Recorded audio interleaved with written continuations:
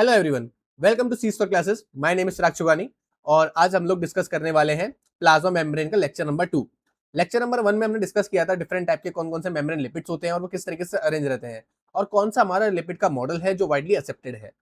आज हम लोग डिस्कस करने वाले हैं उसी मेम्ब्रेन लिपिड के डेरिवेटिव्स, यानी कौन कौन से स्ट्रक्चर्स हैं, और साथ ही साथ हम डिस्कस करेंगे उनके फंक्शंस क्या क्या है। So let's begin. सबसे पहला स्ट्रक्चर जो है हमारा वो है हमारा लाइपोसोम। लाइपोसोम में जो सोम वर्ड है वो इंडिकेट कर रहा है एक वेसाइकल, और लाइपो वर्ड यानी लिपिड से बनी एक vesicle.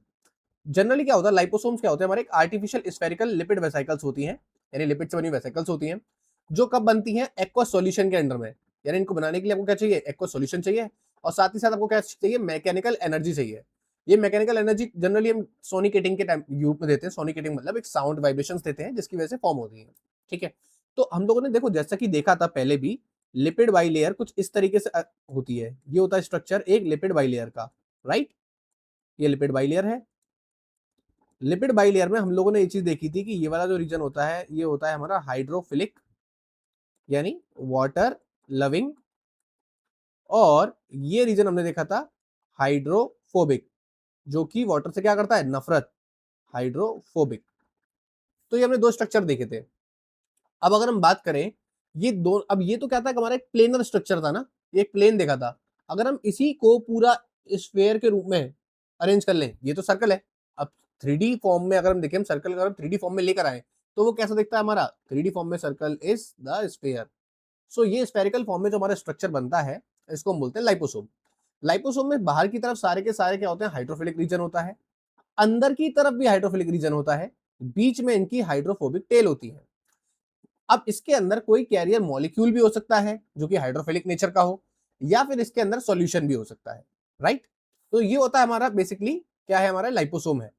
Liposome serve as a excellent cell membrane model for studying membrane fluidity.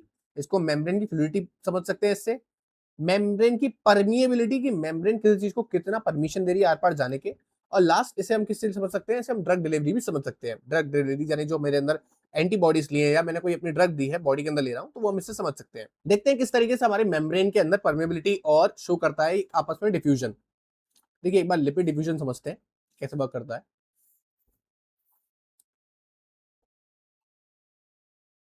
Suppose कि लिपिड बाइलेयर थी, अब इसको ऐसे ना बना करके हम लोग टर्न कर लेते हैं ऐसे। ये हमारी लिपिड बाइलेयर है, ठीक है। और साथ में हमारा यहाँ पर क्या आ रहा है,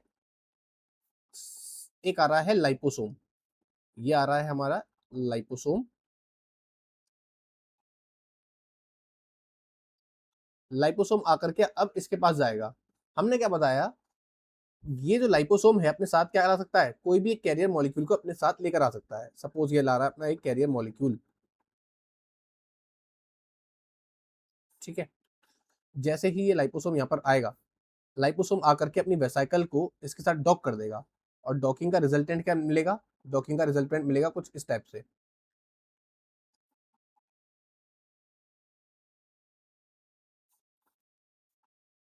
ये हो गया हमारा डॉकिंग।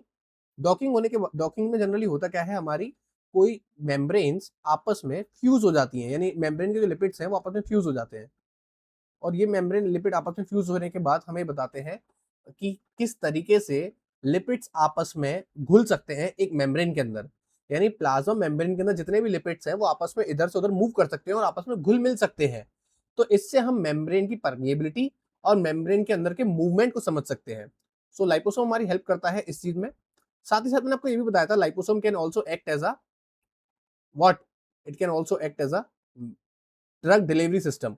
यानी लाइपोसोम हमारा ड्रग डिलीवर कर सकता है। सपोज दैट ये ड्रग है हमारा, ये ड्रग मॉलिक्यूल हो गया, और ये हमारा लाइपोसोम हो गया, राइट। ये हो गया लाइपोसोम,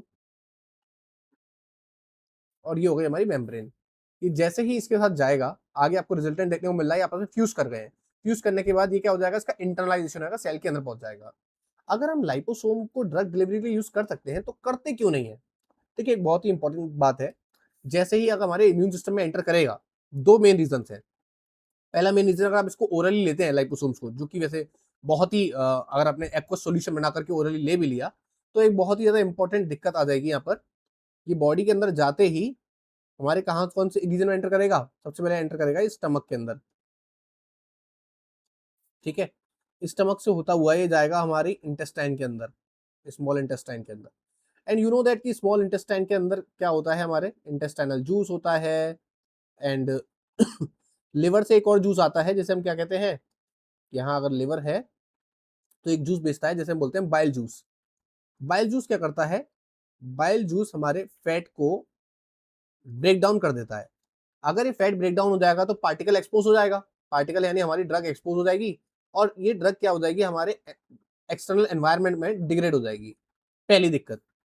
दिक्कत नंबर 2, अगर ये हमारे इम्यून सिस्टम में यानी ब्लड में आ भी गया, ब्लड में आने के बाद ये हमारे जो इम्यून सिस्टम है वो उसे रिकॉग्नाइज कर लेगा, रिकॉग्नाइज करने के बाद इसका क्या कर देगा, इंटरनलाइजेशन कर देता है, और इंटरनलाइजेशन करने के बाद लास्ट में इसका फैगोसाइटोसिस कर लेगा, यानी फैगोसाइटोसिस के थ्रू इसका इंटरनलाइजेशन हुआ, और लास्ट में क्या करेगा, इसे लाइसोसोम में मिक्स कर देगा। यू नो दैट लाइसोसोम बहुत ही ज्यादा एसिडिक एनवायरनमेंट वाला सेल ऑर्गेनल है। अगर ये लाइसोसोम के अंदर गया तो ये क्या हो जाएगा, हमारा ड्रग पूरी तरीके से डिग्रेड हो जाएगा। सो इसीलिए हम इसको ड्रग डिलीवरी के यूज नहीं करते हैं।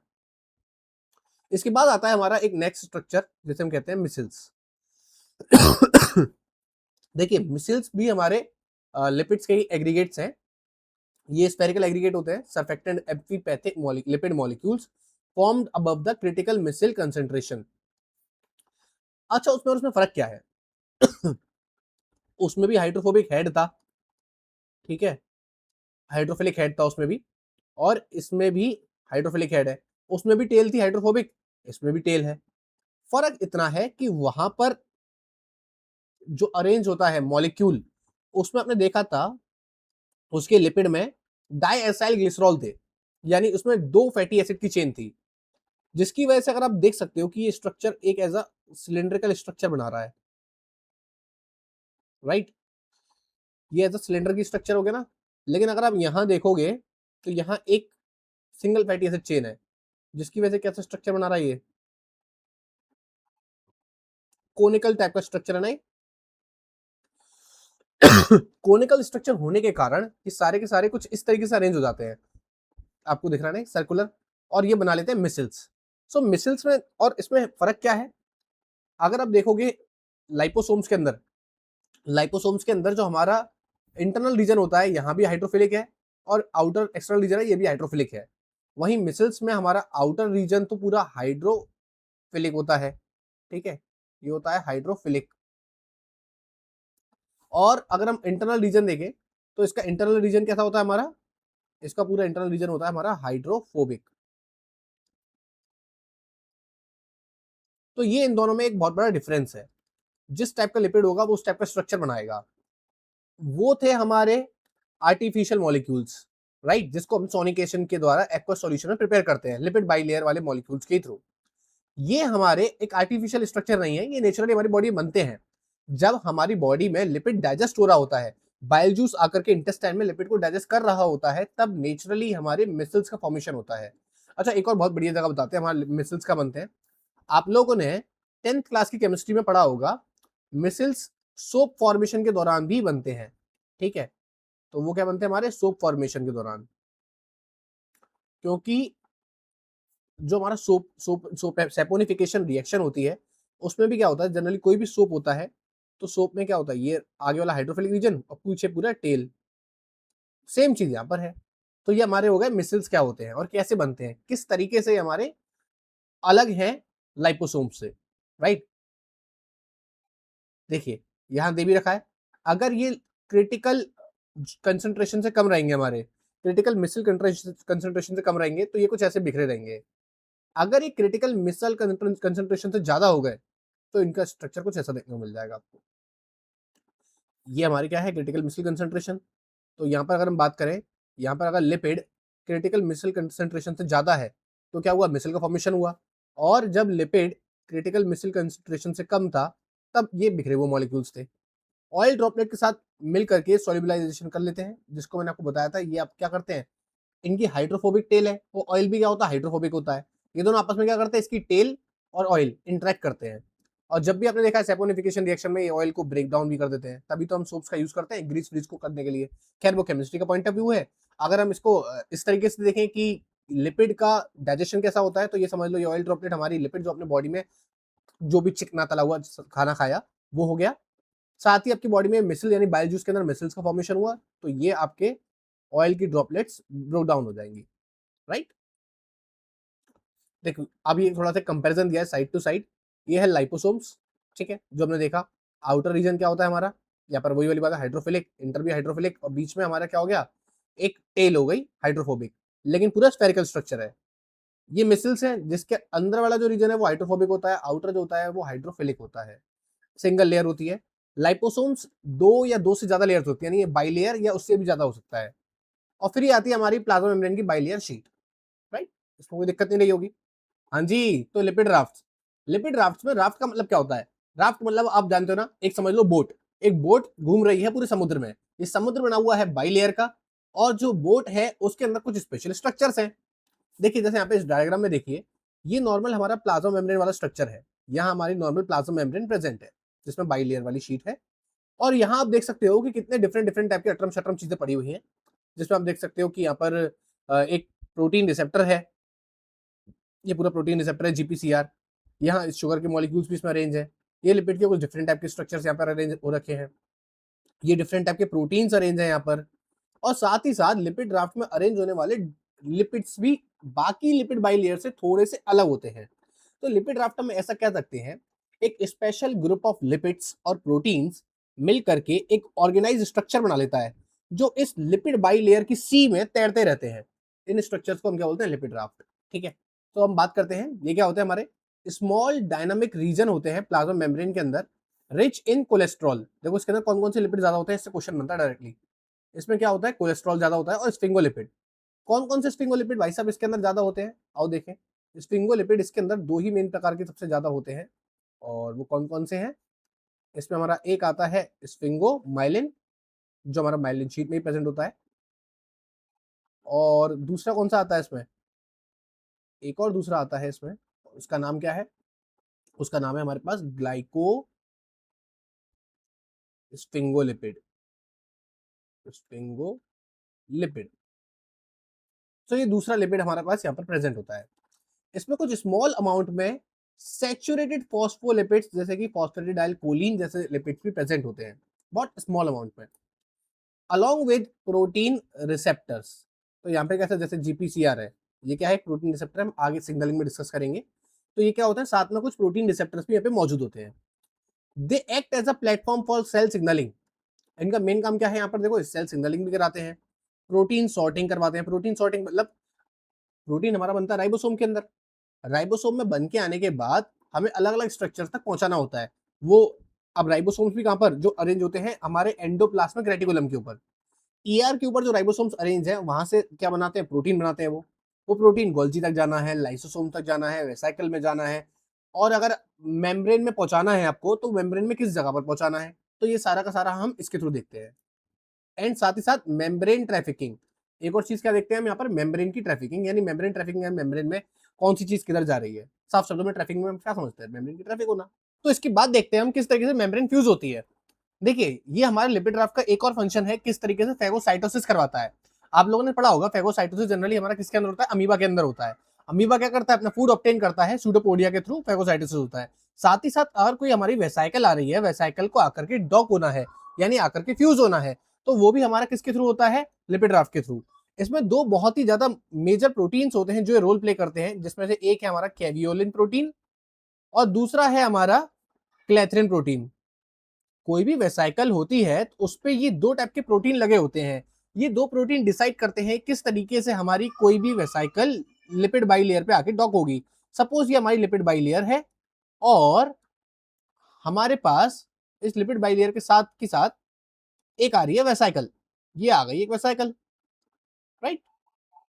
अब ये वेसाइकल जैसे ही इस तरफ मूव करेगी, तो यहाँ पे आपको एक चेंज देखने को मिलेगा।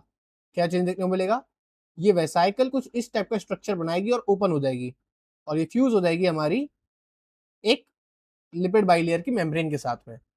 तो ये जो लिपिड राफ्ट वाला जो स्ट्रक्चर है, ये जो लिपिड राफ्ट वाला पूरा एरिया होता है, ये रिस्पॉन्सिबल है हमारे मेम्ब्रेन ट्रैफिकिंग के लिए भी, और साथ ही साथ जब भी कोई बाहर से वेसाइकल आती है या अंदर तो कोई वेसाइकल बाहर जाने को होती है, उसकी डॉकिंग के लिए भी। जैसा कि आप देख सकते हो इसके अंदर स्ट्रक्चर था हमारा, अगर अपने अंदर कोई भी कैरियर प्रोटीन लेकर आई तो ये कैरियर प्रोटीन अब कहाँ पहुंच जाएगा, इस तरफ पहुंच जाएगा।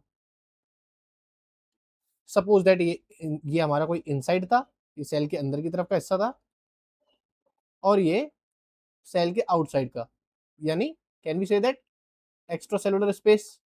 तो ये इनसाइड से एक्स्ट्रा सेलुलर चला गया पार्टिकल, इस तरीके से। ठीक है, तो लिपिड ड्राफ्ट इसमें एक बहुत बड़ा रोल प्ले करता है। अब जो हमारे लिपिड्स हैं उनकी फैटी एसिड के चेन्स के बेसिस पर उन्हें दो क्लास में बांटा गया है।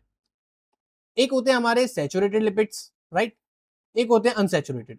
सैचुरेटेड अनसैचुरेटेड में फर्क केवल इतना है कि इनके कार्बन कार्बन के बीच में सैचुरेटेड के अंदर सिंगल बॉन्ड प्रेजेंट होगा। आप देख सकते हो यहाँ पे हर कार्बन कार्बन के बीच में सिंगल बॉन्ड प्रेजेंट है। I am not talking about the carbon oxygen, carbon carbon के बीच में सिंगल बॉन्ड्स है। वहीं अनसैचुरेटेड में कार्बन कार्बन के बीच में एक या एक से ज्यादा डबल बॉन्ड प्रेजेंट हो सकते हैं, ये कहलाता है हमारा अनसैचुरेटेड, राइट। तो देखो उन्होंने बोला भी है सैचुरेटेड में क्या होते हैं, no double bonds in the carbon carbon atoms, और इसमें क्या होते हैं अनसैचुरेटेड में वन और मोर डबल बॉन्ड्स प्रेजेंट। ये डबल बॉन्ड की वजह से जो चेन होती है वो हल्की सी बेंड हो जाती है, जिसकी वजह से क्या बनता है हमारा एक किंक फॉर्म होता है। ठीक है, किंक यानी हल्का सा बेंड। अब इसका क्या सिग्निफिकेंस है कि अगर सैचुरेटेड हो या अनसैचुरेटेड हो तो क्या चेंज आता है, इससे ना पूरे लिपिड के कंपोजिशन में और मेम्ब्रेन के फ्रीजिंग और मेल्टिंग पॉइंट में चेंज आ जाता है। देखिए जनरली फ्रीजिंग पॉइंट और मेल्टिंग पॉइंट एक है, यानी अगर बर्फ पिघलती है तो वो पानी बनती है, या पानी जमता है तो वो बर्फ बनता है। इसका चाहे हम उसे फ्रीजिंग पॉइंट बोल दो चाहे मेल्टिंग पॉइंट बोल दो, बात एक ही है ना, तो ये याद रखिएगा।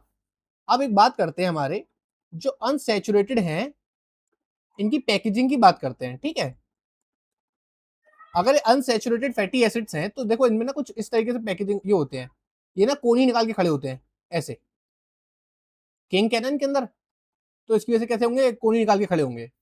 अब ये कोनी निकाल के खड़े होने की वजह से आप देखो कि ये क्या कर रहे हैं, दूर दूर है थोड़ा।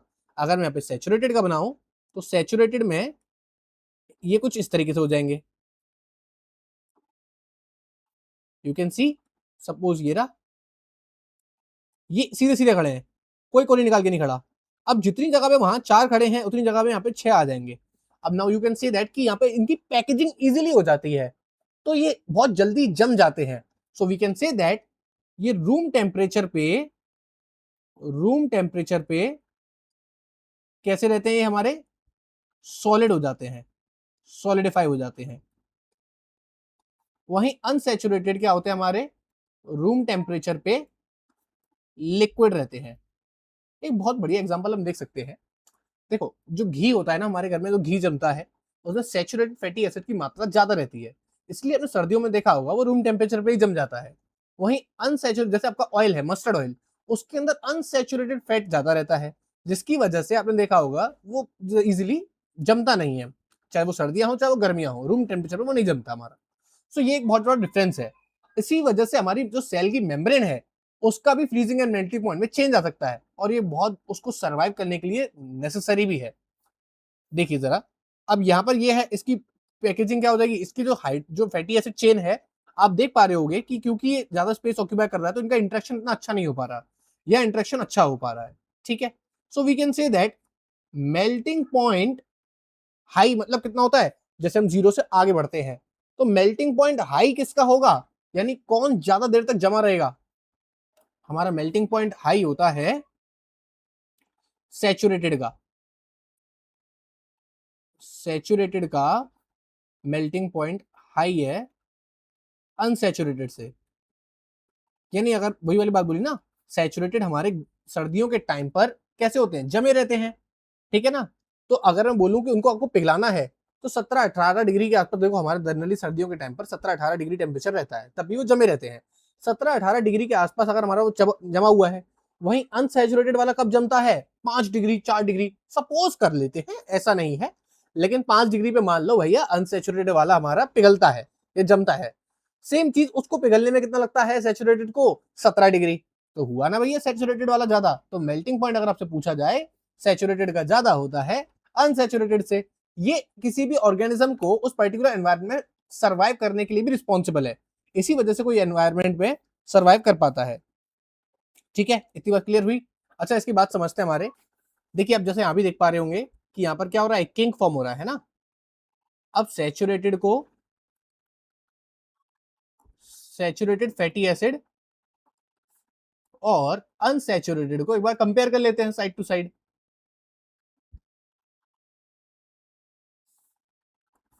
देखिए पहले तो सबसे पहले समझते हैं हम कि सैचुरेटेड अनसैचुरेटेड पे हमने भी डायग्राम बनाया था।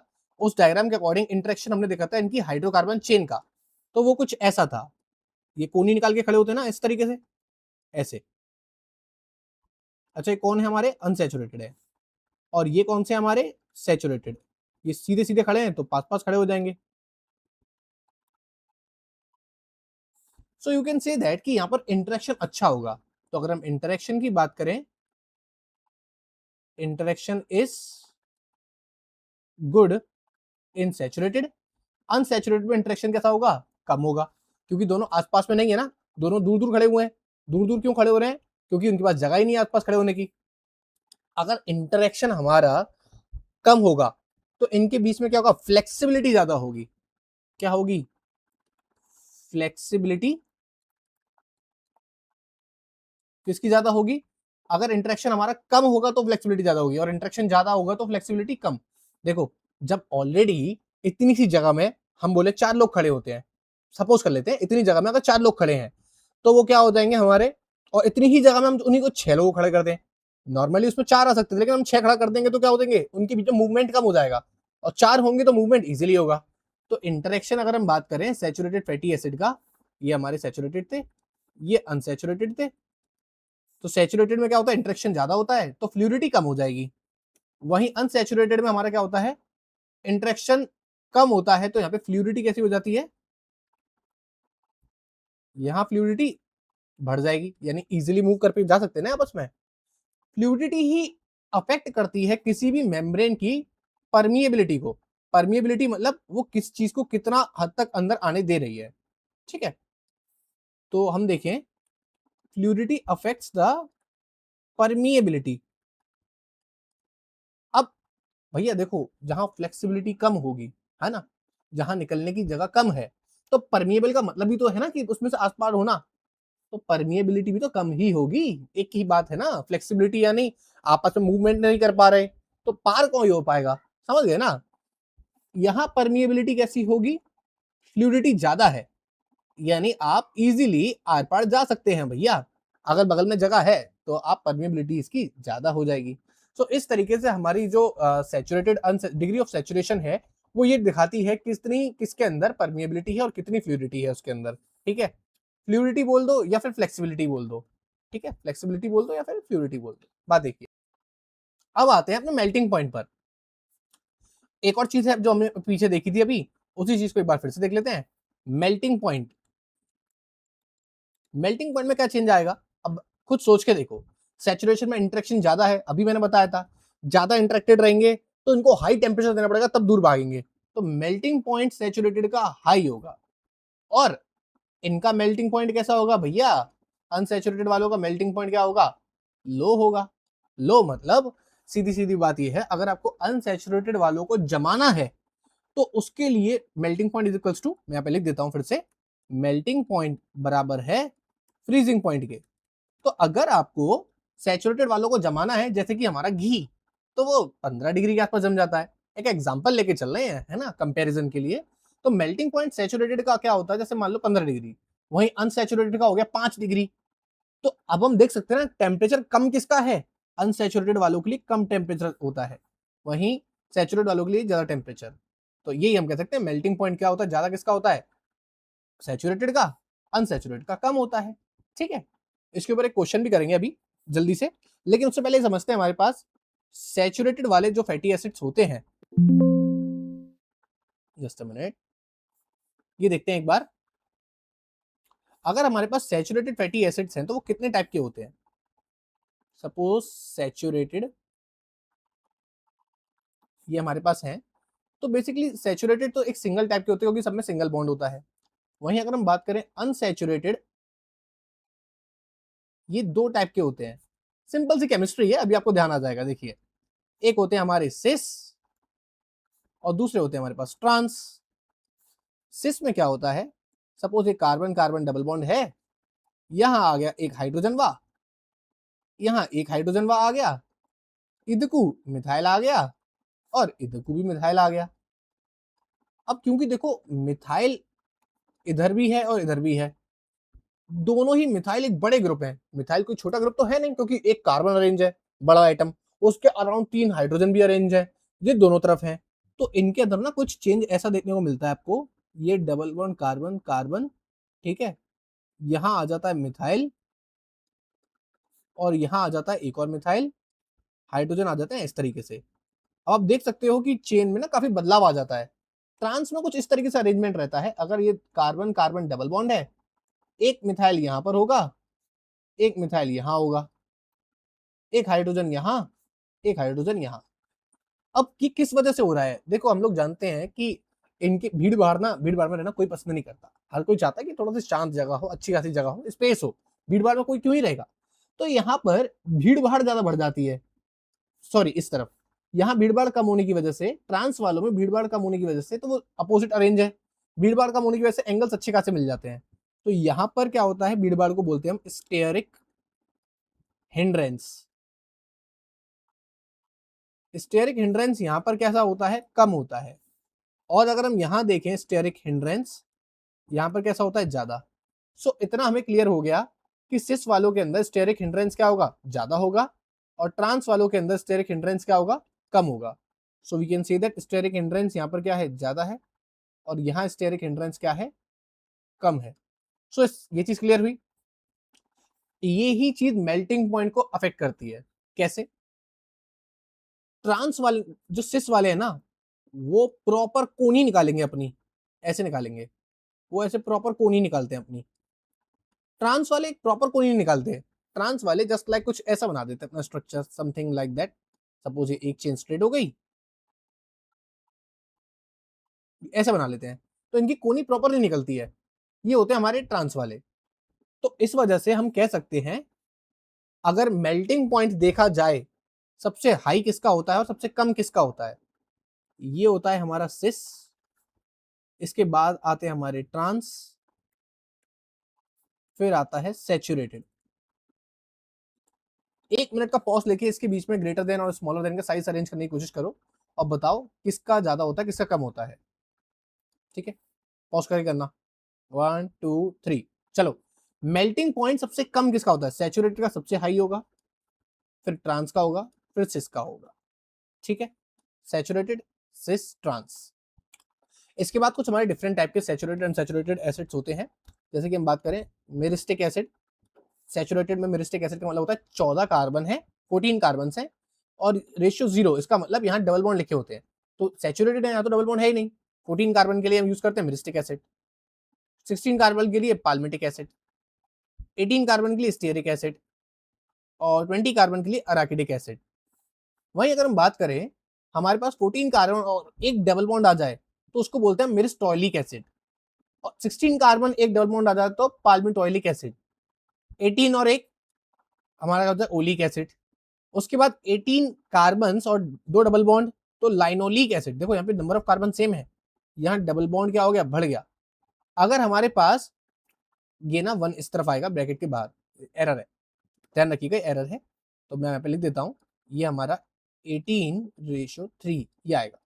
देखिए अभी भी 18 कार्बन ही है, अगर यहाँ पर 3 डबल बॉन्ड हो जाए तो यहाँ पर क्या हो जाएगा, लाइनोलेनिक एसिड हो जाएगा, या लाइनोलेनिक बोल सकते हैं। ठीक है, और अगर हम बात करें, एक छोटा सा यहाँ पे भी एरर है, इसको आप अराकीडोनिक एसिड कर लेंगे,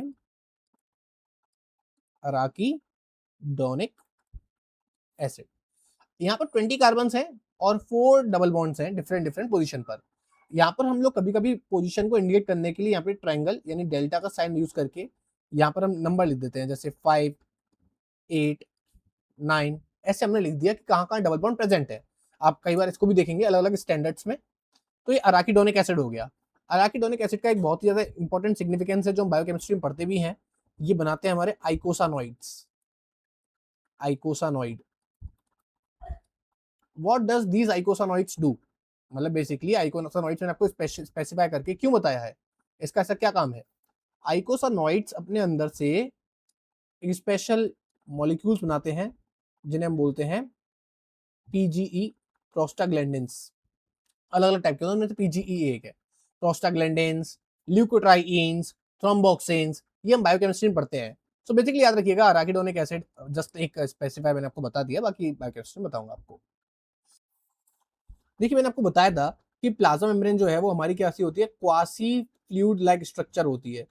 now what is quasi fluid, इसको समझने से पहले समझते हैं हमारे पास ये होता है हमारा मेल्टिंग टेम्परेचर, या यूं बोलूं ट्रांजिशन टेम्परेचर।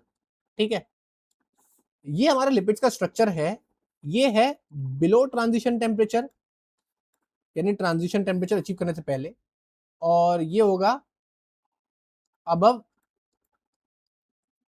Transition temperature. इसमें एक छोटा सा एरर है डायग्राम में, let me correct the error of this diagram. ये जो लिपिड्स की लेयर है यहाँ पर ये मैच हो रही है, ठीक है, तो इसको हम लोग सेपरेट कर देते हैं थोड़ा सा।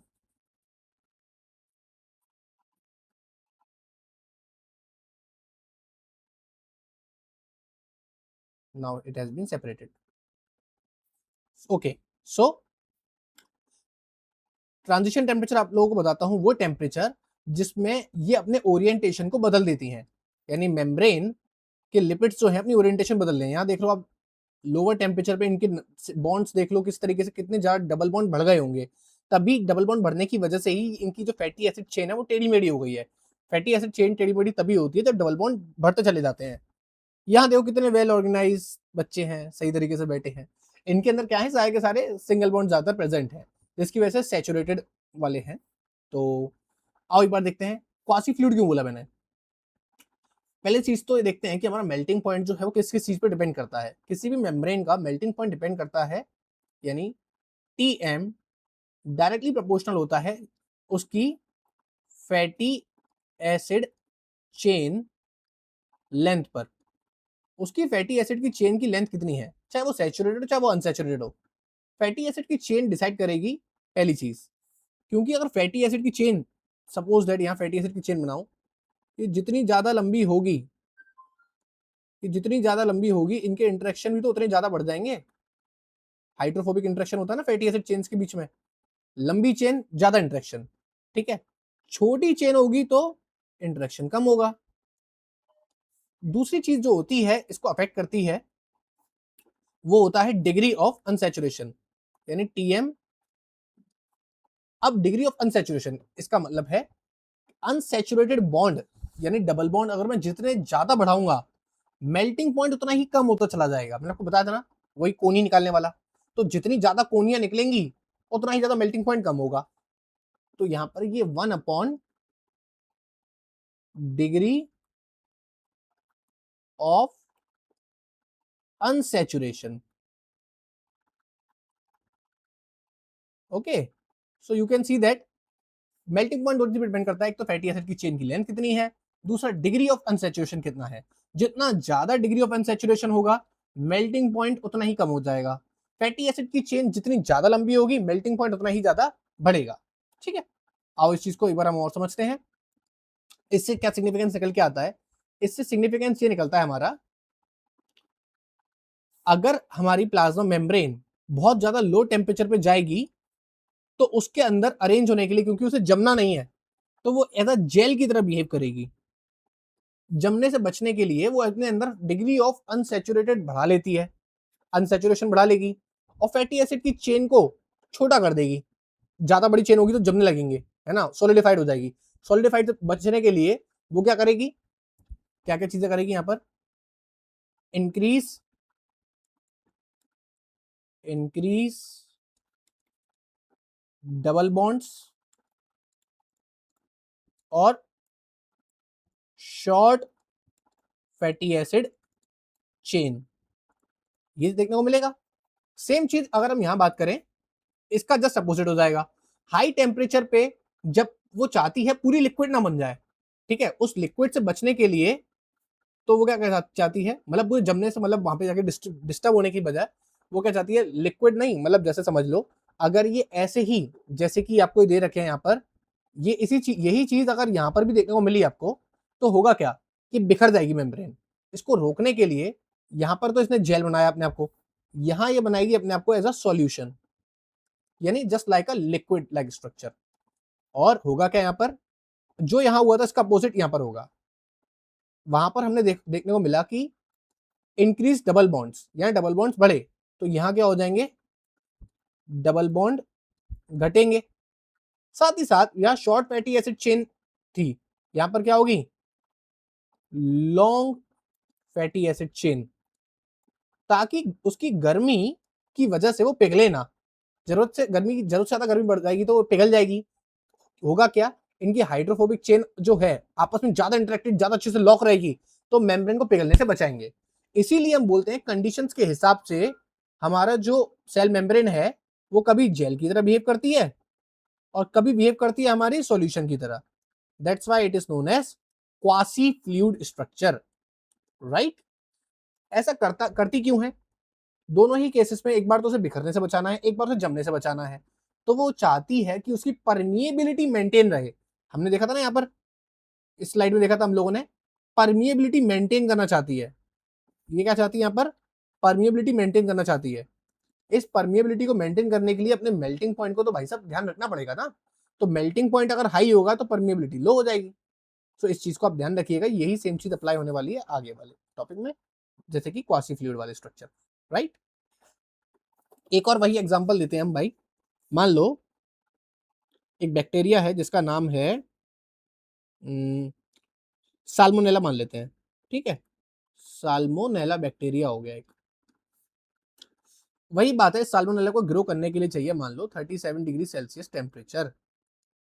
ये इसका नॉर्मल टेम्परेचर है जिसमें साल्मोनेला ग्रो करता है, यानी इस टाइम पे अपनी मेटाबॉलिक रिएक्शंस को अच्छे से परफॉर्म कर सकता है। अगर ये टेम्परेचर बढ़ करके मान लो 55 डिग्री सेल्सियस टेम्परेचर हो गया, एक कंडीशन ये लेते हैं हम। और दूसरी चलो पहले तो किसी कंडीशन को लेते हैं, अगर 55 डिग्री सेल्सियस टेम्परेचर हो गया तब इसमें क्या चेंज देखने को मिलेगा। अभी जस्ट हमने पीछे देखा, ये अपने आप को बिखरने से बचाने के लिए सॉल्यूशन की तरह बिहेव करेगा। मींस ये क्या करेगा, डिग्री ऑफ सैचुरेशन बढ़ाएगा। ध्यान से सुनिएगा मेरी बात को, ये डिग्री ऑफ सैचुरेशन को बढ़ा देगा। यानी ये अपने अंदर केवल और केवल सिंगल बॉन्ड्स को मेंटेन करने की कोशिश करेगा ताकि इनकी चेन अच्छे से लॉक हो जाए और गर्मी की वजह से इनकी मेम्ब्रेन पिघल ना जाए। साथ ही साथ क्या करेगा, लॉन्ग फैटी एसिड टेल, वही सेम रीजन जो मैंने आपको उसके लिए दिया। इसीलिए जितनी लंबी चेन उतना ही ज्यादा बेटर इंटरेक्शन हो पाता है, हाइड्रोफोबिक इंटरेक्शन, ठीक है।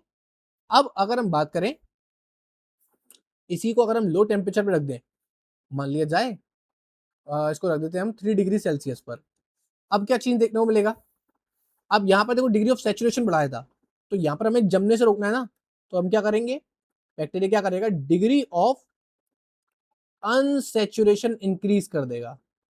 यानी वो नहीं चाहता उसकी मेम्ब्रेन पे जम जाए, इसलिए वो जेल बनाने के लिए डिग्री ऑफ अनसैचुरेशन बढ़ाएगा और शॉर्ट फैटी एसिड चेन, इस शॉर्ट फैटी एसिड चेन से क्या होगा, इंटरेक्शन कम होगा और वो जमेंगी नहीं, ठीक है। सो ये हमारे इस टाइप के क्वेश्चंस आते हैं, कभी कभी देख लिए जाते हैं 2 नंबर वाले क्वेश्चंस में, पार्ट बी में। अब आप चेक करते हैं क्या कोलेस्ट्रॉल का इफेक्ट होता है। कोलेस्ट्रॉल का इफेक्ट क्या है, देखो कोलेस्ट्रॉल ना मेम्ब्रेन के मेल्टिंग और मेल्टिंग पॉइंट पे बहुत ज्यादा इफेक्ट डालता है। कैसे, अगर जनरली क्या होता है, टेम्परेचर हाई है, सराउंडिंग का टेम्परेचर अगर हाई है तो कोलेस्टेरॉल मेम्ब्रेन के अंदर बढ़ जाता है, जिसकी वजह से फ्लूइडिटी घट जाती है। बताएंगे आगे क्यों। अगर टेम्परेचर सराउंडिंग का लो है तो कोलेस्टेरॉल भैया क्या होंगे, ये भी कम हो जाएंगे और फ्लूइडिटी बढ़ जाएगी। बट ये करते कैसे हैं, अच्छा एक चीज उससे पहले ये भी समझो कि कोलेस्ट्रॉल क्या कर रहा है, अपने हिसाब से मेम्ब्रेन की चीजों को चेंज कर रहा है। यानी अगर आप देखोगे टेम्परेचर बढ़ने की वजह से कोलेस्ट्रॉल भी बढ़ रहा है और फ्लूइडिटी बढ़ रही है, फ्लूइडिटी हमारी क्या हो रही है, घट रही है। और यहाँ कोलेस्ट्रॉल घट रहा है तो फ्लूइडिटी क्या हो रही है, हमारी बढ़ रही है। कोलेस्ट्रॉल ना फ्लूइडिटी के लिए एक बफर की तरह काम करता है। You know that what is buffer, buffer generally हमारे वो केमिकल्स होते हैं जो किसी भी चेंज को रेजिस्ट करने के लिए ट्राई करते हैं। जैसे हमने एसिड बेस में पढ़ा होगा आपने, है ना, जो एसिड और बेस में पीएच को चेंज होने के लिए रोकते हैं। ऐसे ही कोलेस्ट्रॉल हमारा फ्लूइडिटी के लिए बफर की तरह काम करता है। अब ये करता कैसे है, मान लीजिए ये है लिपिड बाइलेयर, ठीक है, थोड़ा सा एक सेकेंड रुकिए, इसको रीड्रॉ कर लेते हैं।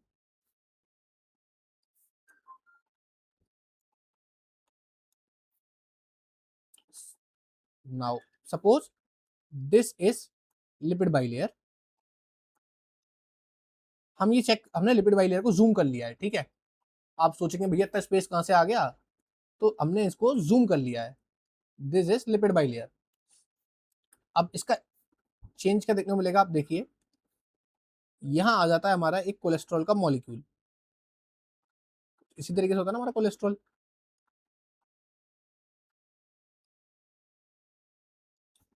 ऐसे ही कोलेस्ट्रॉल अरेंज हो जाता है हमारे यहाँ पर। तो ये कोलेस्ट्रॉल कर क्या रहा है अरेंज होकर के? कोलेस्ट्रॉल देखो एक्चुअल में मेम्ब्रेन की स्पेस को नहीं बढ़ा रहा, वो बची कुछ जगह में आके अरेंज हो रहा है। यानी अगर ये जितनी भी जगह है, यहाँ पर भी हमारा कोलेस्ट्रॉल अरेंज हो जाएगा, यहाँ भी अगर कोलेस्ट्रॉल अरेंज हो जाएगा, यहाँ भी कोलेस्ट्रॉल अरेंज हो जाएगा, तो आप देख रहे हो कोलेस्ट्रॉल के अरेंज होने की वजह से मेम्ब्रेन ना रिजिड हो रही है। मेम्ब्रेन के बीच के जो वाइड स्पेस है, कोलेस्ट्रॉल क्या करता है, cholesterol फिल्स the wide, cholesterol फिल्स the wide of the lipids. यानी कोलेस्ट्रॉल क्या कर रहा है, कोलेस्ट्रॉल जो लिपिड बाइलेयर है, यानी जो लिपिड के मॉलिक्यूल्स हैं, इनके बीच में आकर के इनकी स्पेस को भर देता है। अब इसका स्पेस भर जाएगा तो क्या होगा, स्पेस ही नहीं बचेगा तो वो हार्ड हो जाएगी। इसलिए मैंने बोला अगर कोलेस्ट्रॉल बढ़ जाएगा, अब आप यहाँ देख सकते हो कोलेस्ट्रॉल बढ़ रहा है तो फ्लूइडिटी तो कम होगी ना, क्योंकि वो मेम्ब्रेन क्या हो जाएगी, टाइट हो जाएगी, बहुत ज्यादा क्लोजली पैक्ड हो जाएगी, तो फ्लूइडिटी घटेगी। और रिजिडिटी यानी कठोरता, कठोरता यानी हार्ड, मेम्ब्रेन क्या हो जाएगी, हार्ड हो जाएगी, रिजिडिटी बढ़ जाएगी। और जहां फ्लूइडिटी घटेगी, देखो फ्लूइडिटी और रिजिडिटी उल्टी चलती है, फ्लूइडिटी बढ़ेगी वहां रिजिडिटी क्या हो जाएगी, यहाँ रिजिडिटी, फ्लूइडिटी बढ़ रही है, रिजिडिटी घट रही है, उल्टी चल रही है। तो इस तरीके से कोलेस्ट्रॉल क्या करता है, चेंज को शो करता है। अगर हम लोग बेसिकली कोलेस्ट्रॉल की मात्रा बढ़ा दें या घटा दें, या सेल अपने मेम्ब्रेन के अंदर कोलेस्ट्रॉल बढ़ा दे या घटा दे, तो क्या चेंजेस उसके अंदर देखने को मिलेंगे। मेम्ब्रेन के अंदर कुछ स्पेशल टाइप के मूवमेंट्स देखने को मिलते हैं। उनमें से 3 मेजर टाइप के मूवमेंट्स होते हैं। एक होता है कि मान लो ये लिपिड है, ये लिपिड भैया अपनी ही एक्सिस वहां पर रोटेट कर गए, तो ये क्या कहलाएंगे, ये कहलाएंगे रोटेशन, ठीक है। एक और होता है कि फ्लेक्शन, यानी इनकी जो लेयर्स ये है, ये इस तरीके से डिस्ट्रीब्यूट हो गई, डबल बॉन्ड या फिर कोई एक आकर के बढ़ गया, तो इसकी वजह से ये फ्लेक्शन कहलाते हैं। ये कम देखने को मिलता है बेसिकली। और कौन कौन से हो सकते हैं इसके अंदर, एक होता है हमारा लेटरल डिफ्यूजन। लेटरल डिफ्यूजन यानी ये वाला लिपिड उठ करके यहाँ चला गया, मन ही नहीं कर रहा था, ये वाला उठ करके यहाँ चला गया, चलो भैया कोई बात नहीं, आप लोग चले गए। फिर आता है हमारा फ्लिप फ्लॉप मूवमेंट, यानी ये आ गया नीचे की तरफ, ये चला गया ऊपर की तरफ। ऐसे ही मन था, तुम क्या कह सकते हो उनको। देखिए होता ये है, फ्लिप फ्लॉप मूवमेंट का ना एक बहुत बड़ा सिग्निफिकेंस है। फ्लिप फ्लॉप मूवमेंट ही डिसाइड करता है कि सेल का एपोप्टोसिस कब होना है। Apoptosis, you might know that, कि सेल की डेथ, ठीक है ना, सेल का प्रोग्राम डेथ जो होता है। फ्लिप फ्लॉप मूवमेंट कैसे होता है, पहले तो फ्लिप मूवमेंट कौन सा होता है, ऊपर से नीचे आने वाला मूवमेंट जो है, ये क्या कहलाता है हमारा, फ्लिप। कौन एक स्पेशल एंजाइम होते हैं, क्योंकि देखो फ्लिप फ्लॉप मूवमेंट ना बहुत स्लो होता है। बीच में आपको दिख रहा होगा यहाँ पर ये हाइड्रोकार्बन चेन है, यानी ये बेसिकली हाइड्रोफोबिक रीजन है। और ये वाला जो रीजन होता है आपको पता है कौन सा होता है, हाइड्रोफिलिक होता है। हाइड्रोफिलिक रीजन को नीचे जाने के लिए बिल्कुल हाइड्रोफोबिक रीजन को पार करना पड़ेगा। यानी वो एक तरफ तो पानी से प्यार करता है, और बीच में से उसे पार कहां से होना है, जो पानी से नफरत करते हैं। तो ये काफी डिफिकल्ट हो जाता है, इसलिए काफी ज्यादा स्लो रहता है। तो अगली बार आपसे कोई पूछे why flip flop movement is slow, because it has to cross, because the hydrophilic head of the lipid has to cross the hydrophobic region। ठीक है, हाइड्रोफिलिक हेड को, हाइड्रोफोबिक रीजन को क्रॉस करना पड़ता है, तो ये नॉर्मल तो नहीं हो पाता। तो इसके लिए स्पेशल एंजाइम होते हैं जिसको हम बोलते हैं फ्लिपेस, ठीक है। अब वहीं अगर हम बात करें, एक और मूवमेंट होता है, यानी अंदर से बाहर, अंदर वाले जो लिपिड्स हैं वो बाहर की तरफ जा रहे हैं, लाइक दैट, इनर लीफलेट के आउटर लीफलेट पर जा रहे हैं, तो इसको हम बोलते हैं फ्लॉप मूवमेंट। फ्लॉप हो गया, इसके लिए क्या होगा, फ्लॉपेस। कुछ ऐसे एंजाइम भी हैं जो ये दोनों ही काम करा लेते हैं, जिसको हम क्या बोलते हैं, स्क्रैम्बलेस। स्क्रैम्बलेस एक ऐसा एंजाइम है जो ये दोनों काम करा देगा, फ्लिप भी करवा देगा, फ्लॉप भी करवा देगा। हालांकि ये मूवमेंट ना काफी स्लो होते हैं, बहुत ज्यादा फास्ट नहीं होते हैं, ठीक है। इसका एक बहुत बड़ा सिग्निफिकेंस है। देखो मैंने आपको पढ़ाया था कि एसिमेट्रिक डिस्ट्रीब्यूशन होता है लिपिड्स का। फॉस्फेटाइल सीरीन नाम का हमारा एक लिपिड होता है जो इनर लीफलेट पर होता है, आउटर पर नहीं होता। वो कहाँ होता है? इनर लीफलेट की तरफ होता है। अगर वो आउटर लीफलेट की साइड पर पहुंच जाए ना, तो दूसरे साइटोटॉक्सिक टी सेल्स जो है हमारे इम्यून सिस्टम के, उनको एक फॉल्स सिग्नल मिलेगा। उनको बेसिकली सिग्नल मिलेगा कि हाँ भैया सेल की डेथ करनी है। फॉस्फेटिडाइल सीरीन का बाहर आना एक बहुत ही मार्कर की तरह काम करता है कि हाँ भाई ये सेल अब मरने वाला है, इसकी मृत्यु दो, ठीक है।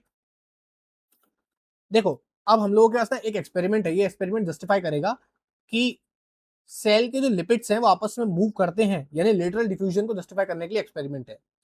फ्राई एंड एडिनिन ने एक्सपेरिमेंट किया है और उन्होंने ह्यूमन के सेल और माउस के सेल का फ्यूजन कराया। You can see here, mouse cell है, ये ह्यूमन सेल है। जब ये दोनों का फ्यूजन हुआ, फ्यूजन होने की वजह से एक हाइब्रिड सेल बनकर तैयार हुआ। अब इनके पास इनके प्रोटीन्स भी थे, मेम्ब्रेन प्रोटीन्स भी थे। हुआ क्या, और 40 मिनट्स बाद देखो क्या चीज देखने को मिला। Human mouse cell fusion experiment to study the mobility of membrane proteins. तो उन्होंने एक एक्सपेरिमेंट किया कि प्रोटीन्स में जो मतलब जो मेम्ब्रेन में जो प्रोटीन्स हैं वो मूव करते भी हैं या नहीं करते हैं। Human and mouse cells were fused to form a hybrid cell. तो उन्होंने क्या बनाया, एक हाइब्रिड सेल बनाया। Initially the membrane proteins remain separated. शुरू में तो सेपरेटेड रहे, but after some time you have noticed, means after the 40 minutes of the incubation, after 40 minutes they become uniformly distributed। ये सारे के सारे प्रोटीन आपस में फुल्ली तरीके से इंटरमिक्स हो गए। इसके पीछे जो प्रोसेस काम किया उसी प्रोसेस को तो हम बोलते हैं भैया lateral diffusion. Why lateral diffusion? क्योंकि जो लिपिड्स हैं वो ऐसे ऐसे मूव कर रहे हैं आपस में, ठीक है। इन्हीं लिपिड्स के बीच में हमारे जो प्रोटीन थे वो भी मूव कर गए। तो इससे जस्टिफाई होता है कि मेम्ब्रेन के अंदर प्रोटीन्स आपस में मूव कर सकते हैं। इससे एक चीज तो प्रूव होती है, जो हमारी मेम्ब्रेन है वो बहुत ज्यादा हार्ड सॉलिड नहीं है, जैसा कि हमने क्वासी फ्लूइड में ही पढ़ा। तो इसकी वजह से लिपिड्स ना आपस में इजीली मूव कर जाते हैं।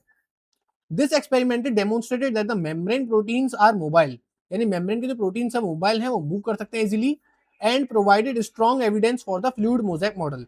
ये फ्लूइड मोज़ेक मॉडल के लिए भी बहुत अच्छा एविडेंस की तरह वर्क करते हैं। फ्लूइड मोज़ेक मॉडल में पढ़ा था ना, सिंगर एंड निकोलसन ने दिया था प्लाज्मा मेम्ब्रेन के लिए। अच्छा, इसको डेमोन्स्ट्रेट करने के लिए हमारे पास एक मेथड होता है जिसको हम बोलते हैं फ्लोरेसेंस एफ रैप। इस टेक्निक को हम बोलते हैं, मैं आपको टेक्निक बताता हूं पहले। FRAP, what is the meaning of the FRAP? Fluorescence recovery after photo bleaching. ये बेसिकली मेथड है जिससे हमें पता करते हैं कि मेम्ब्रेन किस तरीके से आपस में मिक्स होती है, ठीक है ना। मेम्ब्रेन के लिपिड्स किस तरीके से आपस में मिक्स होते हैं। देखो फोटो ब्लीचिंग पहले समझते हैं क्या है। फोटो ब्लीचिंग, फोटो मतलब लाइट, ब्लीचिंग मतलब डीकलराइज करना, यानी किसी भी चीज को डीकलराइज कर देना लाइट का यूज करके। डीकलराइज कर दिया। ये जो डीकलराइजेशन होता है, अगर आप किसी पे भी सनलाइट मारते हो, यानी अब बता रहा हूं आपको मैं, ये होता है परमानेंट। आओ समझते हैं। ये जो फोटो ब्लीचिंग है, ठीक है, यहाँ पे आपको दिख नहीं रहा होगा। फोटो ब्लीचिंग का मतलब क्या था? लाइट के थ्रू डीकलराइज करना। और ये कैसा होता है? एक परमानेंट प्रोसेस होता है।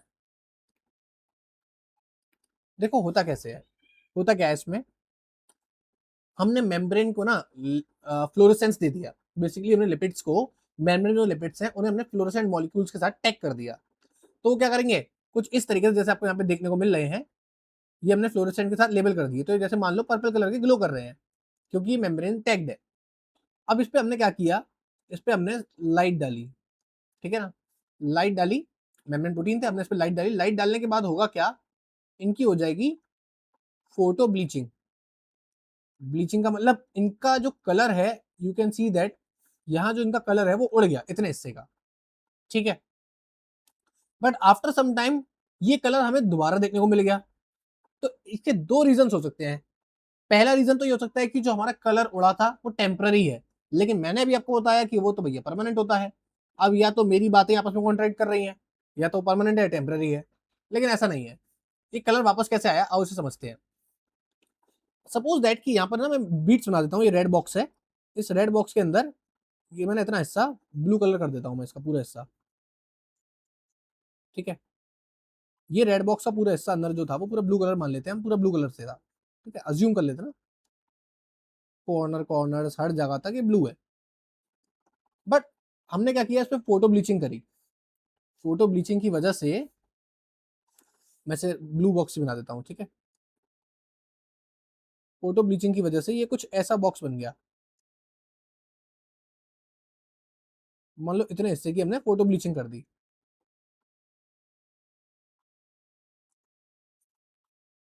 अब ये जो फोटो ब्लीचिंग हो जाएगी तो आपने देखा बीच में से एक रीजन इसका गायब हो गया है। हुआ क्या, ये हिस्सा यहाँ से गायब हो गया क्योंकि इसका कलर परमानेंटली उड़ गया। But after some time you will notice that यहाँ भी क्या थे, हर जगह लिपिड्स ही तो थे। ये मेम्ब्रेन का ना हमने एक पैच ले लिया इतना सा, इस पे मान लो हमने ब्लू कलर के मॉलिक्यूल से टैग कर दिया, हमने यहाँ पे क्या कर दिया, ब्लीचिंग कर दी। ब्लीचिंग के कुछ टाइम बाद यू विल नोटिस कि वहां से कलर उतर गया है, बट उसको और कुछ समय दो। समय होने के बाद देखो, हमने यहाँ पे वर्ड यूज किया था रिकवरी। समय होने के बाद आपको ये देखने को मिलेगा, मान लो वही पैच है,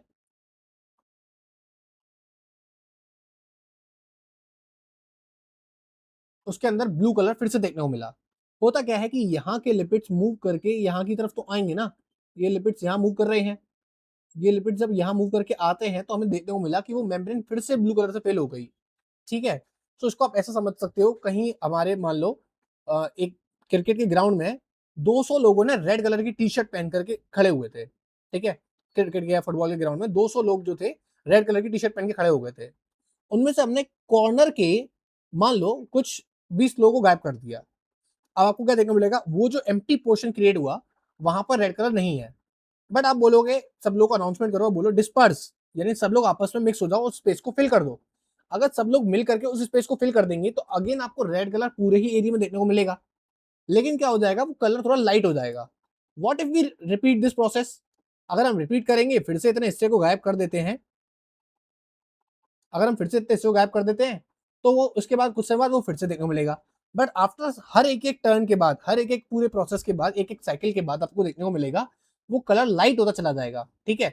यानी पहले 200 में से आपने 20 निकाल दिए, वो लोग आपस में बिखर करके उन लोगों ने फिर से वो एरिया कवर कर लिया, फिर और 20 निकाल दोगे, फिर और 20 निकाल दोगे, ऐसे करते करते करते क्या होगा, वो कलर लाइट होता जाएगा। तो जब भी आप ऊपर से ऑब्जर्व करोगे, पहले डार्क रेड था, फिर वो लाइट रेड, फिर लाइट रेड, लाइट रेड, ऐसे करते करते उससे कलर गायब होते चला जाएगा, ठीक है। तो इस तरीके से हम लोग समझ सकते हैं कि किस तरीके से एफरेप नाम की टेक्निक काम करती है।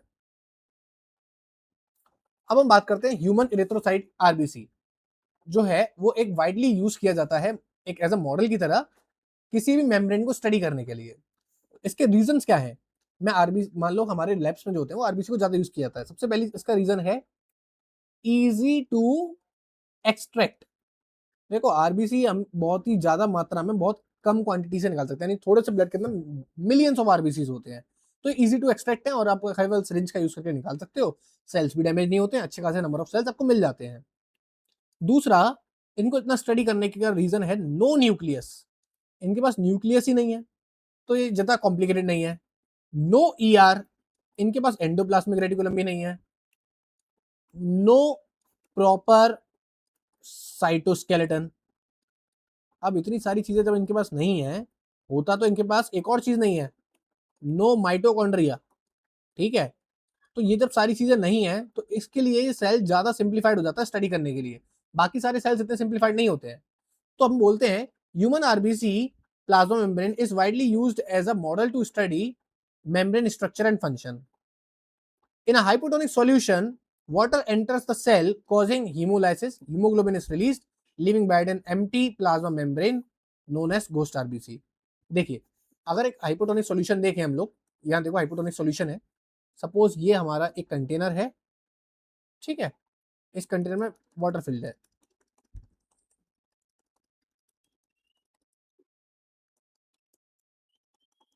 मान लो कि इसके अंदर क्या है, वाटर फिल्ड है, और इस वाटर के अंदर जो बेसिकली सॉल्ट है वो कम है एज कंपेयर टू तो आरबीसी के अंदर होगा। ये मान लिया हम लोगों ने एक आरबीसी, ठीक है ना, बाइक उनके शिप का होता है ना, बना लिया हल्का सा। अब इसके अंदर हीमोग्लोबिन बहुत ज्यादा है, इतना ज्यादा हीमोग्लोबिन है कि कंसंट्रेशन बाहर से ज्यादा, इसकी कंसंट्रेशन अंदर की तरफ है आरबीसी के अंदर में। अब हम लोगों ने भैया ऑस्मोसिस सब लोगों ने पढ़ा हुआ है, कोई भी चीज क्या होती है ऑस्मोसिस में, लिक्विड हमेशा मूव करता है लो सॉल्यूट कंसंट्रेशन की तरफ से हाई सॉल्यूट कंसंट्रेशन। देखो यहाँ पे सॉल्यूट की कंसंट्रेशन लो है ना, यहाँ पर क्या है लो सॉल्यूट कंसंट्रेशन। आरबीसी के अंदर क्या है हाई सॉल्यूट कंसंट्रेशन। और लिक्विड हमेशा, अच्छा यहाँ पे सॉल्यूट क्या है कम है, तो यहाँ पे पानी ज्यादा होगा ना, इस कंटेनर में पानी कंसंट्रेशन ज्यादा हो गई, तो पानी हमेशा हाई से लो की तरफ जाएगा मेम्ब्रेन को क्रॉस करके। इससे हमारा आरबीसी क्या हो जाएगा, ये जो आरबीसी नॉर्मली ऐसा था तो उसके अंदर चेंज देखने को मिलेगा, वो अब फूल जाएगा बिल्कुल, और फूलते फूलते फूलते क्या हो जाएगा फट, ये फट करके इसके अंदर से सारे के सारे कंटेंट बाहर आ जाएंगे, और मेजरली ज्यादातर हीमोग्लोबिन बाहर। हीमोग्लोबिन के बाहर होते ही जो इसके अंदर जो बचेगा एम्प्टी आरबीसी, इसको हम बोलते हैं घोस्ट आरबीसी। घोस्ट आरबीसी का सिग्निफिकेंस ये है कि हम जब भी किसी मेम्ब्रेन को स्टडी करते हैं तो अंदर के कंटेंट्स को बाहर निकाल करके इसके इंटरनल स्ट्रक्चर को भी देख लेते हैं मेम्ब्रेन के। अब वो कैसे देखेंगे इसको हम आने वाले लेक्चर्स में देखेंगे। तो इस तरीके से अभी तक हमने बात की इस तरीके से मेम्ब्रेन के लिपिड्स होते हैं। सो ये हमारा this is all about the membrane lipid. Then we will move about the membrane carbohydrates and membrane proteins. So upcoming lecture mein we will going to discuss about the membrane carbohydrates. If you like this video, do like, share and subscribe my channel, and we will discuss about the carbohydrate and the proteins. Okay, तब तक के लिए bye bye, Tata, फिर मिलते हैं, गड़ी अम्मा।